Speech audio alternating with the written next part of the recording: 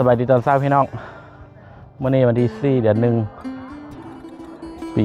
2026ปีใหม่พี่น้องวันนี้เขาอยู่ที่บ้านเกิดของตัวเองนี่แหละพอดีมา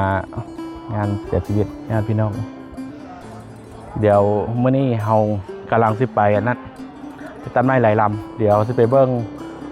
ที่ของดั้งเดิมที่แถวเรียกว่าเขตนี้เขาเคยใส่มาแต่ดึกดำบรรพ์เนอะเวลามีคนเสียชีวิตเนี่ยจะมีการไปตัดไม้หลายลำหรือว่าเฮ็ดกองฟอนพี่น้อง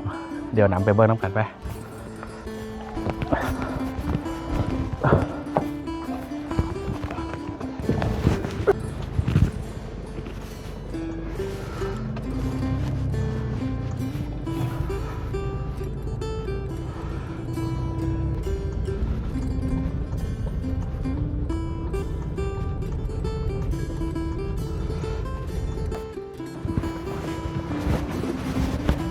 มาฮอแล้วพี่น้อง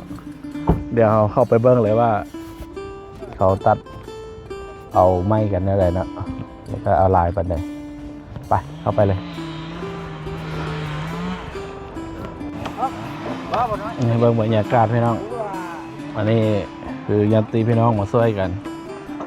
นะตัดไม้อะไรลำเลยว่าไม้กองฟอนนะแมนบัดนะแต่วัยรุ่นนะ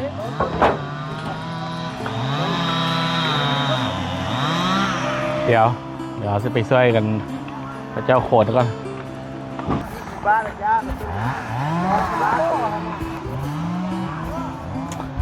อ๋อนักตัวนี้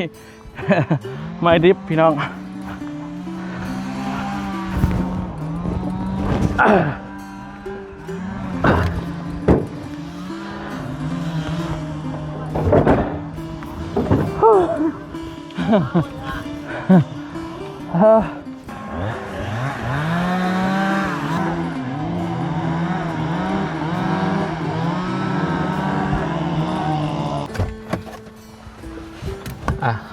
มาฮอดแล้วตอนนี้เราอยู่ที่ปราสาทบ้านทุ่งแขพี่น้อง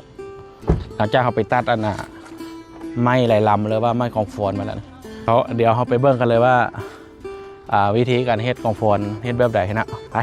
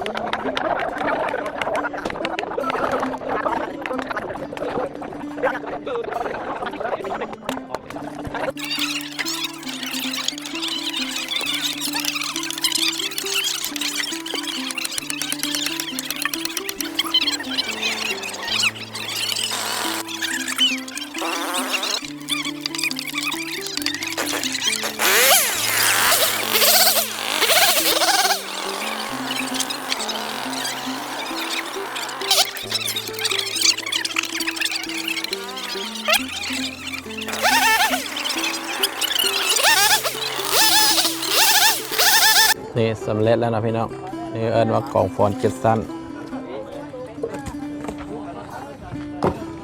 หลังจากสำเร็จแล้วก็มีแต่รอท่าวิธีทางศาสนาแล้วก็เคลื่อนย้ายผู้เสียชีวิตแล้วว่าเคลื่อนย้ายศพมาขึ้นกองฟอนเพื่อเผานะพี่น้องแต่ว่าคลิปนี้ก็เป็นนี่ของประเพณีดั้งเดิมของบ้านเฮานะอันนี้ท้ายให้เบิ่งก็ขอบใจสำหรับใครที่ติดตามรับชมแล้วก็ตำหนิติชมนะสำหรับคลิปนี้เราจะถ่ายจบเท่านี้นะ